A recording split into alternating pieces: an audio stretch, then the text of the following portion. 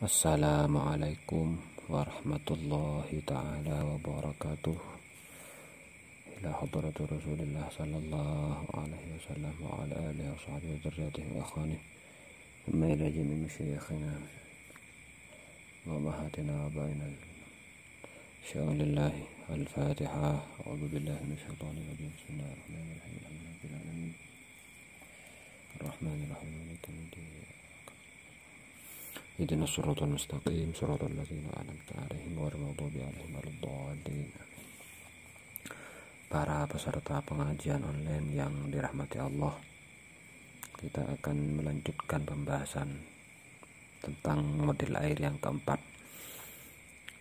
Model air yang keempat adalah air yang najis atau mutanajjis, air yang terkena najis.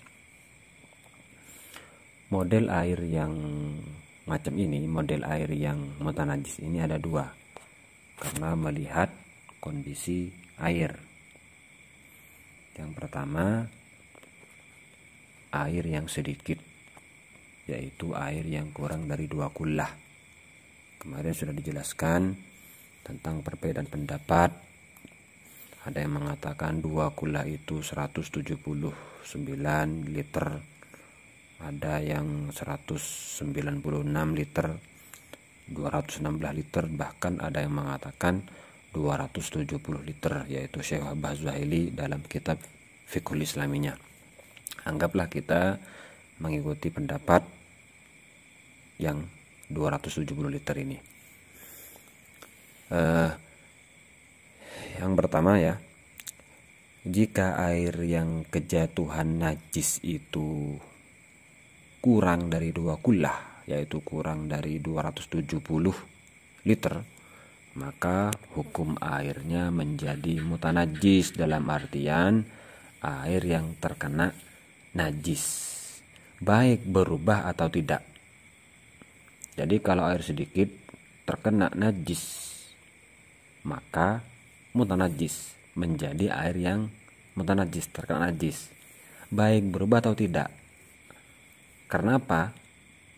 Kok fikih mengumumkan, artinya menyamakan hukum, baik berubah atau tidak, air tersebut tetap dikatakan mutanajis.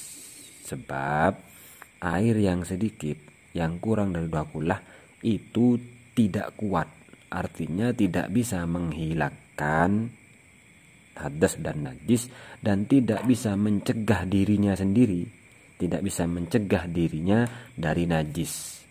Dalam bahasa fikih, al-ma'u alladhi dunal kullatain la yarfa'u wa la yadfa'. Air yang kurang dari 2 kullah itu tidak bisa menghilangkan dan tidak bisa mencegah dirinya dari najis. Sehingga ketika terkena najis, berubah atau tidak, hukumnya mutanajis, seperti itu. Perlu diketahui bahwa benda najis yang bisa mempengaruhi air sedikit tersebut harus najis yang tidak dimakfu, najis yang tidak dimaafkan tidak ditoleransi oleh Islam, oleh syariat Islam, fikih. Soalnya ada najis tetapi dimakfu, sehingga tidak mempengaruhi hukum air. Meskipun kejatuhan najis yang dimakfu, maka tidak masalah, hukumnya tetap suci. Contoh di sini banyak contohnya ya.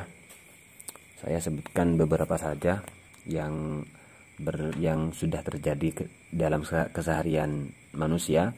Di antara najis yang dimakfu adalah najisnya bangkai hewan yang tidak memiliki darah sama sekali, atau memiliki darah tetapi darahnya sedikit.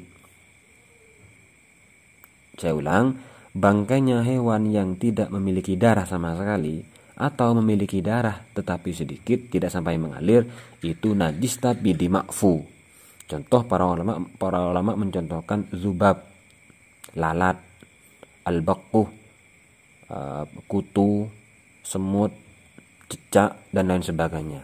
Jadi itu ketika bangkai hewan tersebut jatuh pada air yang sedikit, maka hukumnya tidak menajiskan karena najisnya dimakfu, sehingga airnya suci, Mas Yan.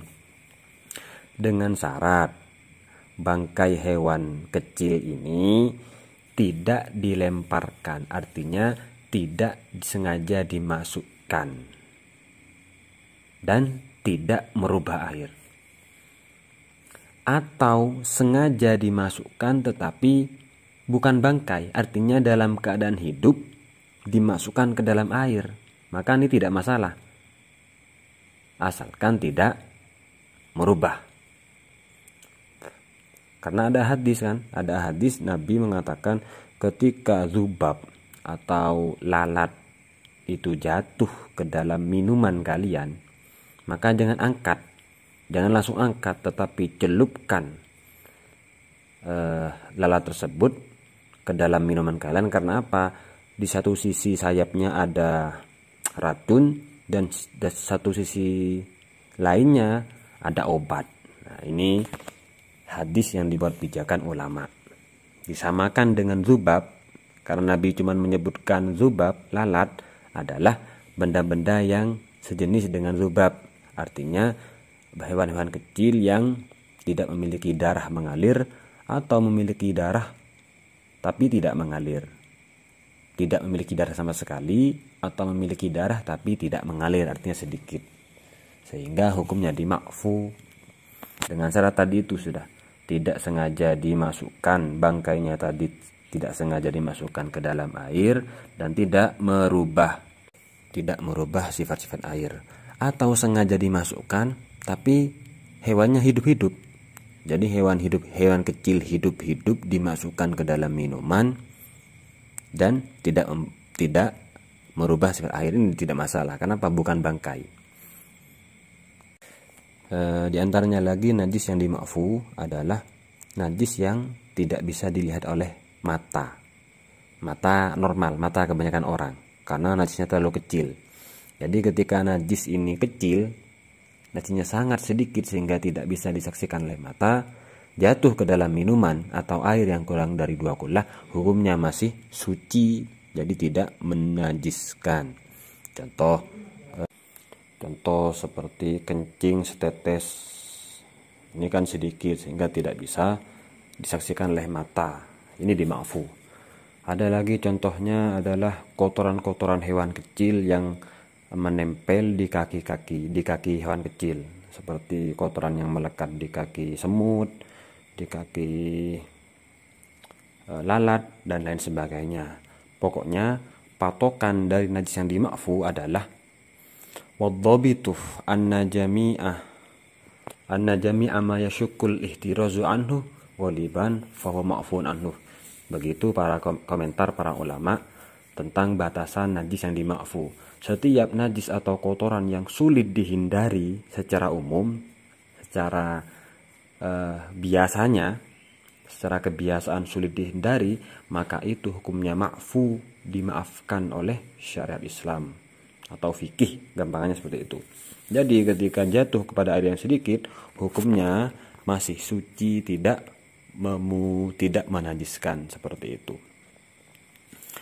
Itu untuk kondisi air yang pertama, yaitu air yang sedikit. Sekarang yang kedua adalah kondisi air yang banyak.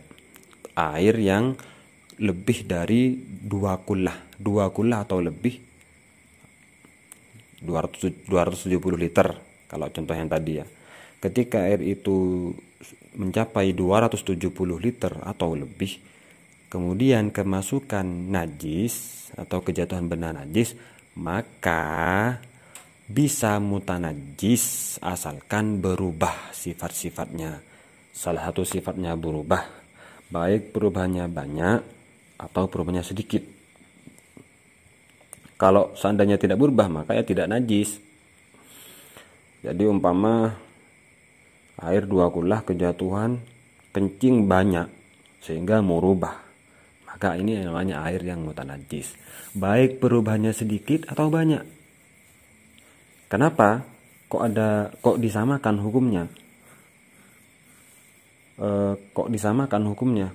Kalau kemarin kalau air yang berubah karena benda mukholid itu bisa berpengaruh kalau perubahannya banyak. Kalau sedikit maka tetap mensucikan airnya. Tapi kalau sekarang kalau masalah air banyak kejatuhan najis kemudian berubah, baik perubahannya sedikit atau banyak, hukumnya sama, yaitu bisa menajiskan air. Kenapa? Karena syariat ini menganggap berat najis, sehingga hukumnya pun diperberat. Begitu kata para komentar ulama fikih.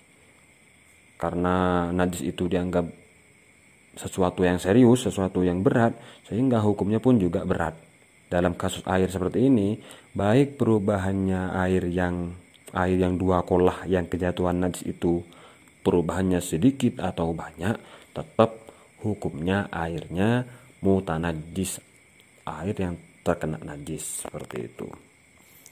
Dan perlu diperhatikan, perlu kita ketahui, memanfaatkan air yang mutanajis kalau berkaitan dengan manusia ini tidak boleh, seperti dikonsumsi atau dibuat mensucikan, ini tidak bisa, tidak boleh hukumnya karena memang najis. Kalau berkaitan dengan hal-hal yang tidak berkaitan dengan manusia, contoh seperti hewan, gak masalah. Seperti memberi minum hewan dengan air mutanajis, ini tidak masalah. Atau menyirami tanaman dengan air yang najis, ini tidak masalah. Seperti itu. Mungkin cukup pembahasan kali ini. Jadi kemarin kita sudah menyinggung 4 model air, mulai dari air mutlak, air suci mensucikan, kemudian yang kedua air suci mensucikan tapi makruh digunakan, yaitu air musyammas, air yang dipanaskan di terik matahari dengan syarat-syaratnya. Kemudian air yang nomor 3 adalah air suci tapi tidak mensucikan, yaitu air mustakmal, dan air yang berubah salah satu sifatnya. Kemudian yang sekarang adalah air yang terkena najis. Ya, mungkin hanya ini yang bisa kami sampaikan, semoga bisa bermanfaat ya. Saya akhiri. Assalamualaikum warahmatullahi taala wabarakatuh.